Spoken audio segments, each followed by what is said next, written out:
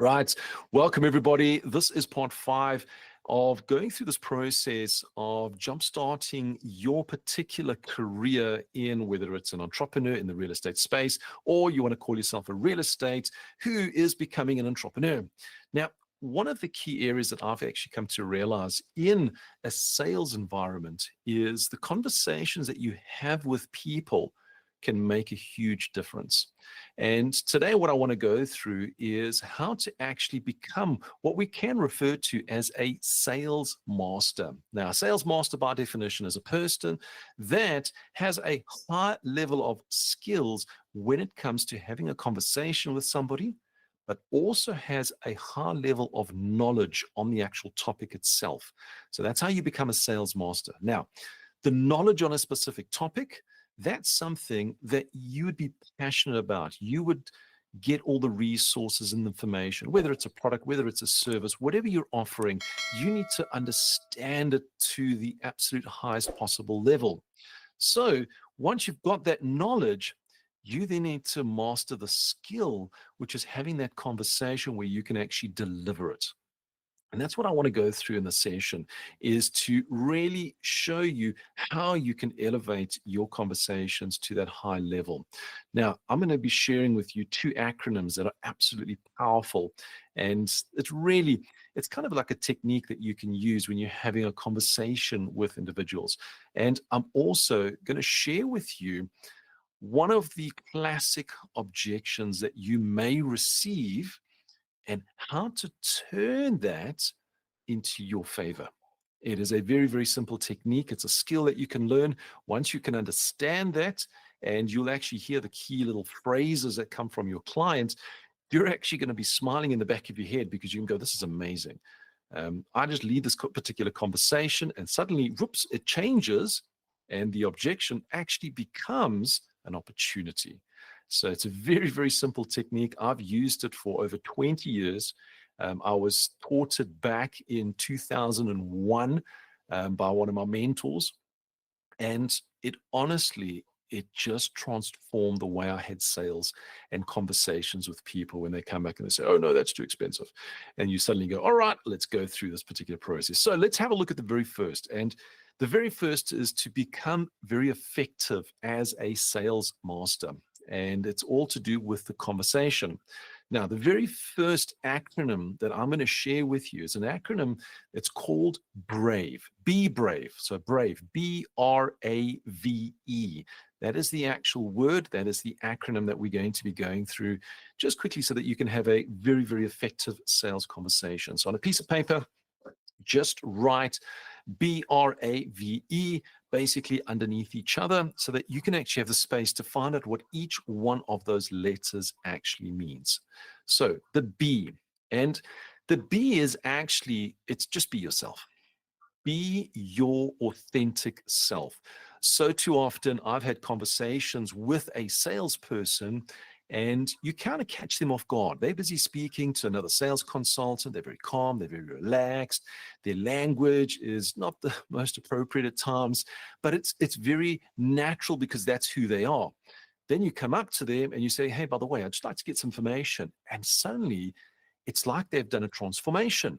Suddenly they're prim, they're proper, they're straight, they're talking with words that actually make absolutely no sense because they're trying to elevate themselves to somebody else. And you pick that up straight away. So one of the big things there is be your authentic self.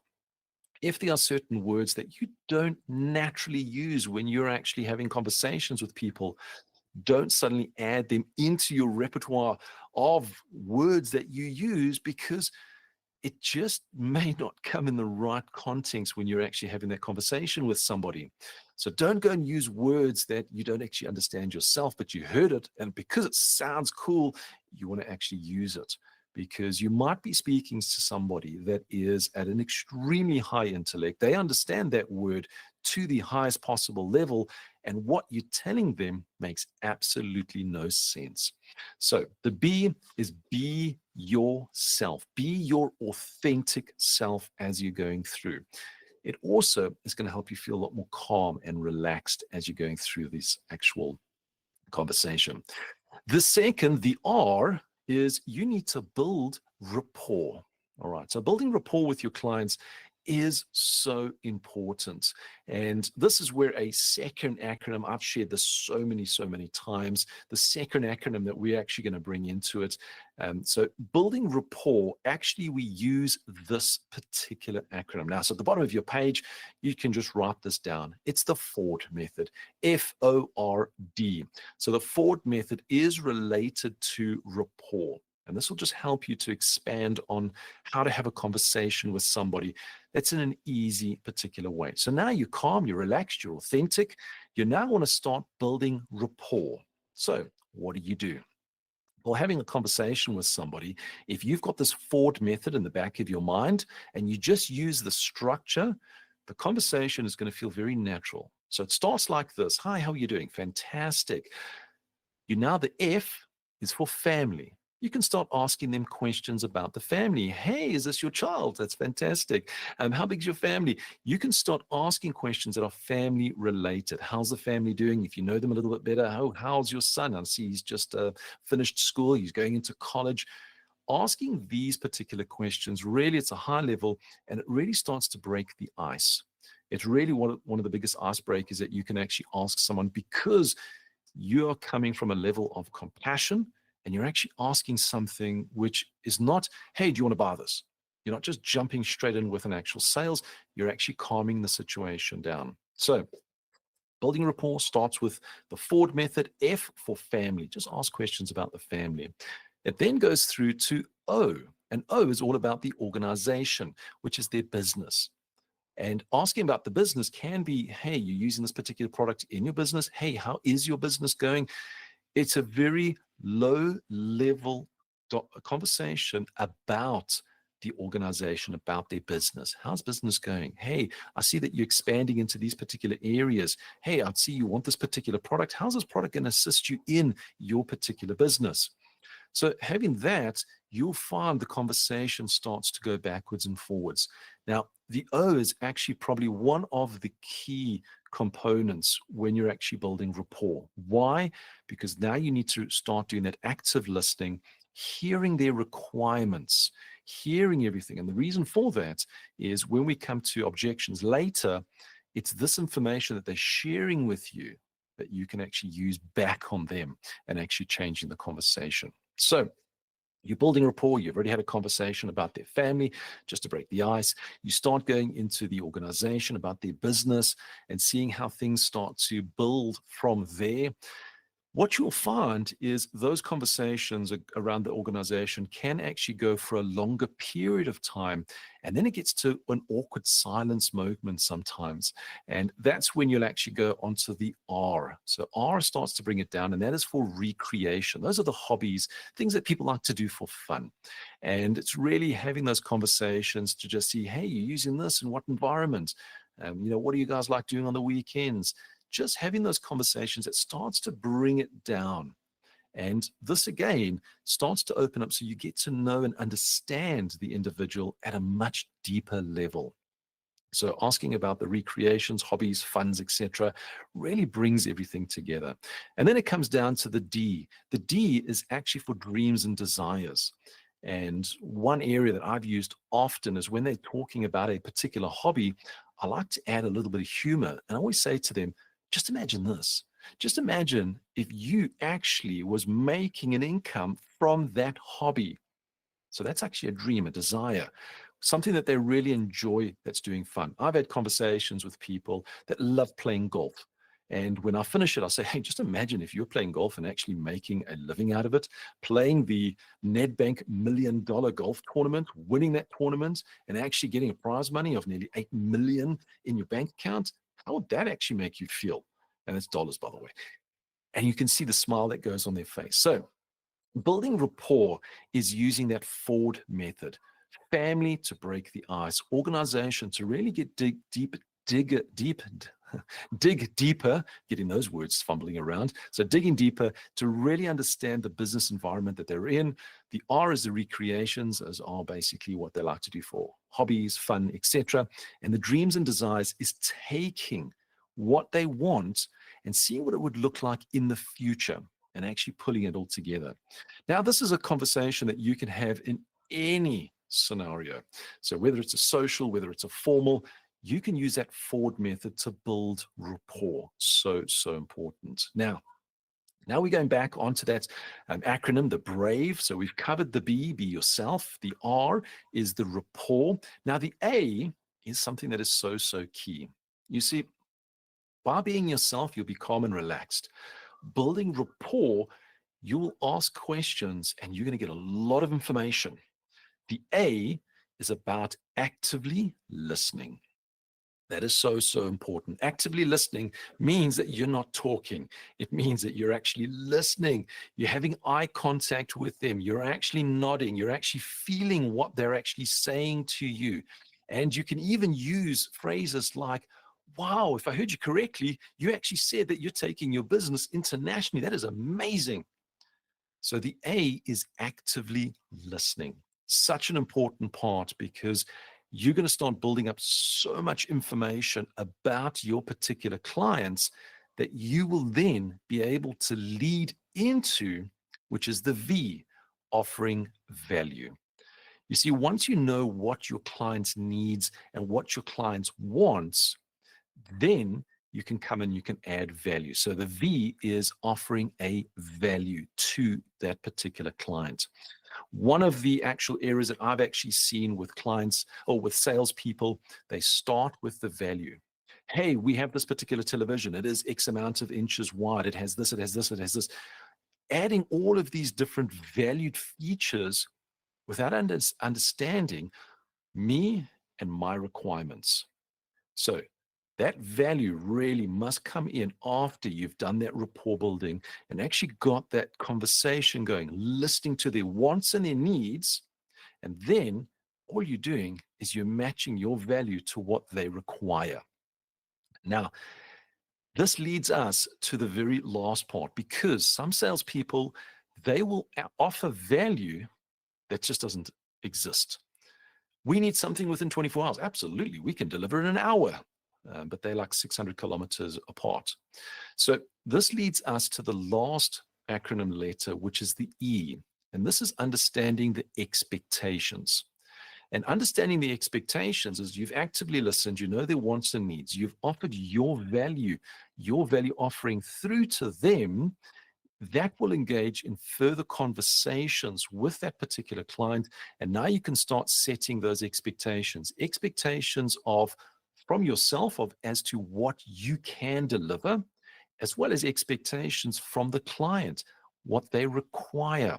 Hey, we actually require this to be sold within 7 days. We actually require this product to basically be installed by the end of tomorrow afternoon. So having these expectations is so important.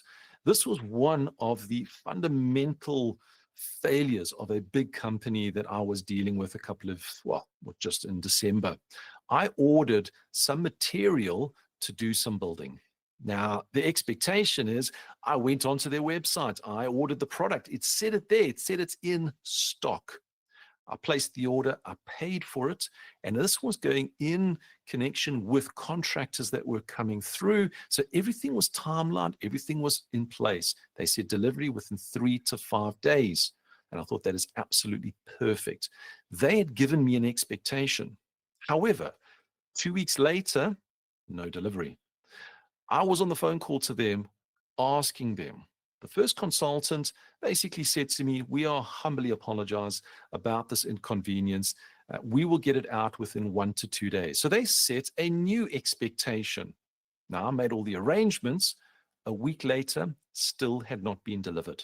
My phone call was very straightforward and simple to them. Please cancel, refund, and send me my money back. To this day, I will never place another order with that company ever again. Why? Because the expectations that they set, which was in black and white, they did not meet. Their integrity has been lost, and ultimately, I will take my business elsewhere. And that's exactly what a lot of customers do.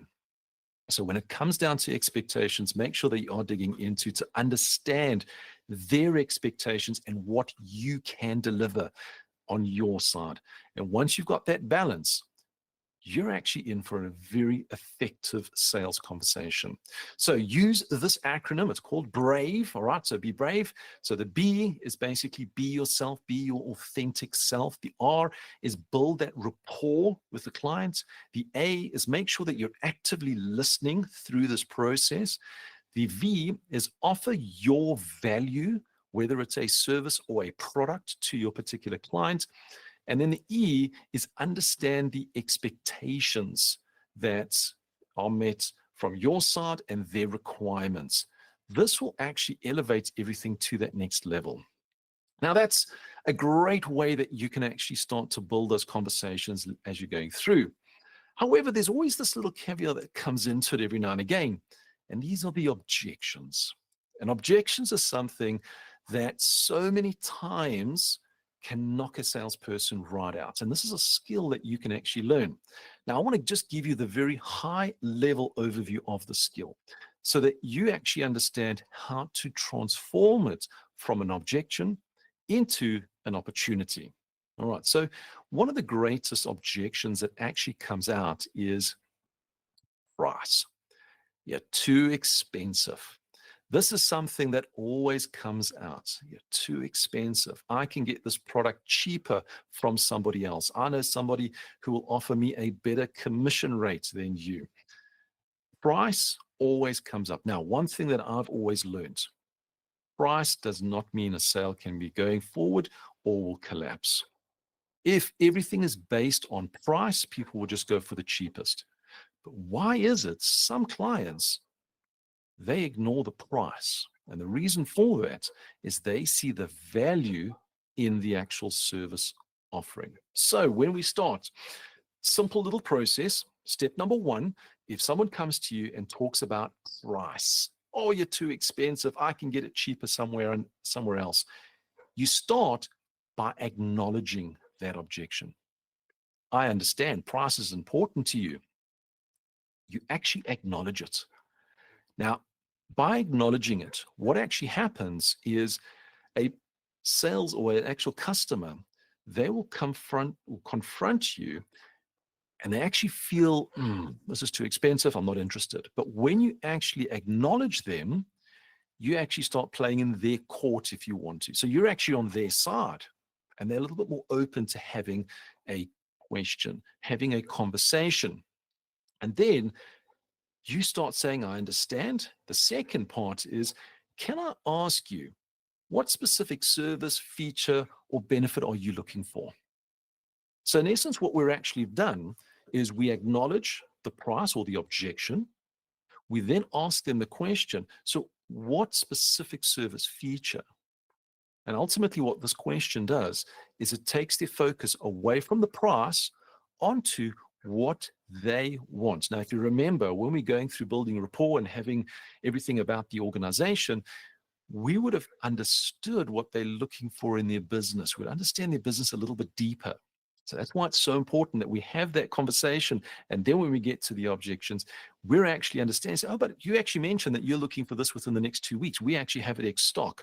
And I know that a lot of our competitors, they don't actually have it in stock. So it's going to be something where, well, we can do it right now and we can actually fulfill it. You need to understand it, understand their particular concerns, because there's a reason they've come to you for this particular product or service. Now, once you can understand and get clarity on that, well, now it's a matter of just saying, hey, well, this is my unique value proposition. And you can always start. We might be a little bit more expensive. However, we have this, and it actually talks to them. Now, this little process is something that you can practice on an ongoing basis. You can even practice as a customer. Go into a supermarket, go and have a look at an electronic appliance and just say, wow, this is expensive. And watch the actual salesperson. Most times they'll just go, oh, well, that's the price. And you'll actually feel it. You just don't want to deal with them. But if the salesperson goes, well, I do understand that. What are you specifically looking for? Oh, I'm looking for this, this, and this. And they go, well, that's fantastic, because I know that price is a big point, but we actually, part of this product has all of it, and it has this, which can deliver this, this, and this. And ultimately what happens is you start to redirect the focus away from price and ultimately to value. And that is one of the big keys when you're having a conversation with someone when it comes to trying to overcome those objections. You want to move it away from price and you want to get the focus towards the actual value. And ultimately, once you turn it to value, suddenly it's right, I really do need this. That is exactly what I want. And ultimately, you will then start to get a sale that goes through. It is a very simple process of going through it. So, step one, you acknowledge it. Step two, you ask them about their concerns. What is it exactly that they're looking for to understand at a deeper level? And then step three, it's actually offering the value. This particular product or this particular service can do this for you as well as it can do this, this, and this. And it starts to build it up. Now, if you're selling equal products, so for instance, if I've got a widget A and a widget B, they're identical, I can't go on the features of a particular product. I would have to go into the service of the particular product. Hey, we've got after sales service that can assist you in setting it up. We've actually can do this for you, this for you, this. Those are the values that you're starting to add through.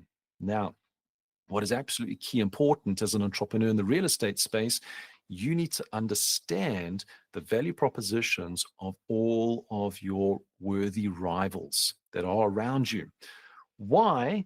Because if you have a client that comes through to you and it says, your commission is this, but they are offering this particular commission, and you start sharing your value proposition to them and they go, well, they're also offering the exact same thing.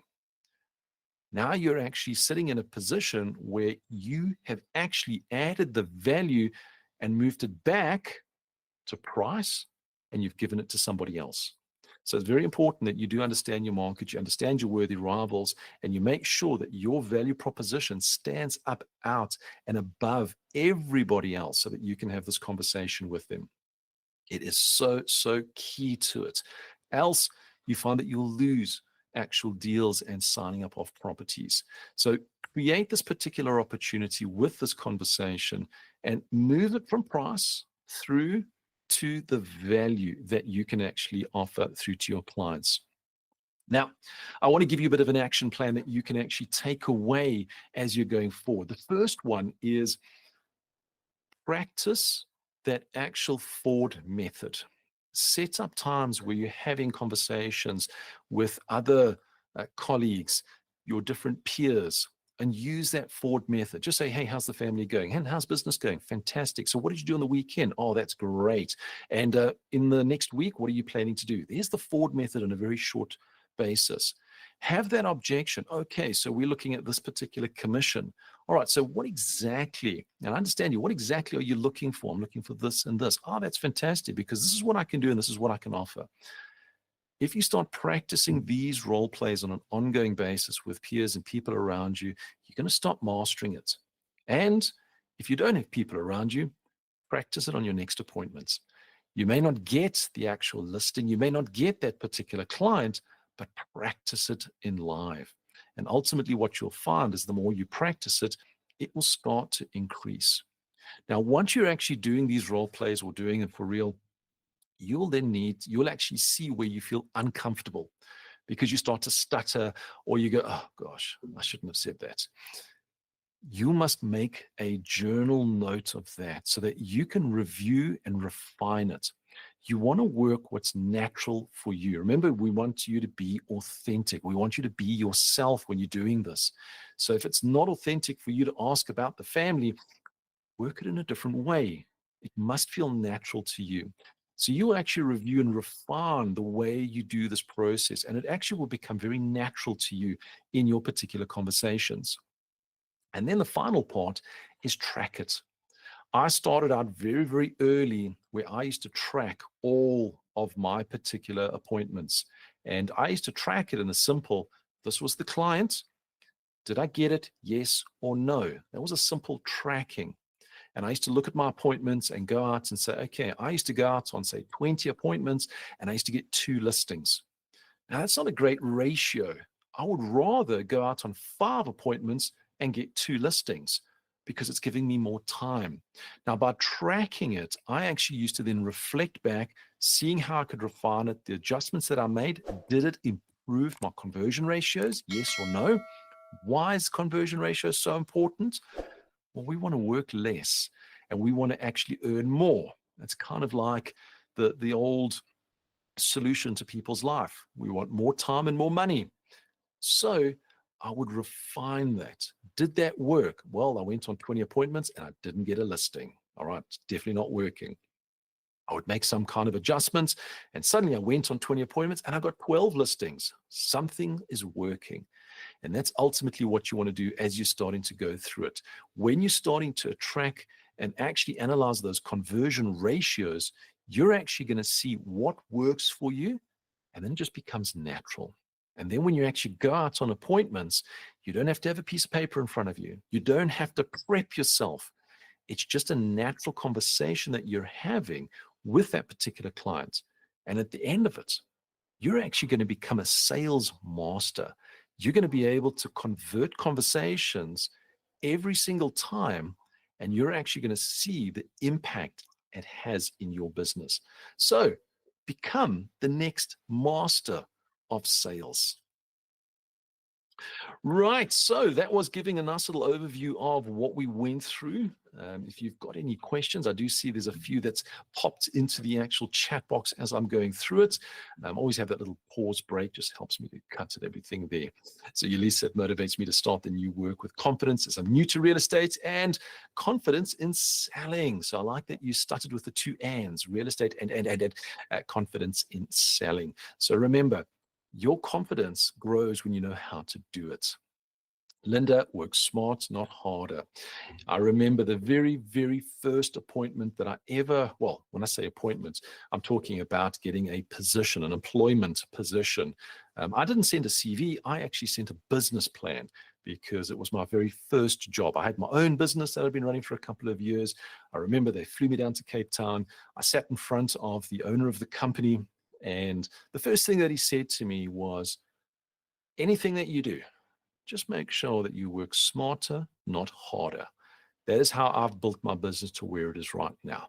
So I love that particular comment out there. It is such a strong one that really people so too often, they do work harder, not smarter, and then they start to burn out. So as a coach, for me, ultimately, I try and transform that. I try and change it so that you're not working harder, you're working smarter. And that's why when you track and analyze those conversion ratios and you know what works, that's all you do.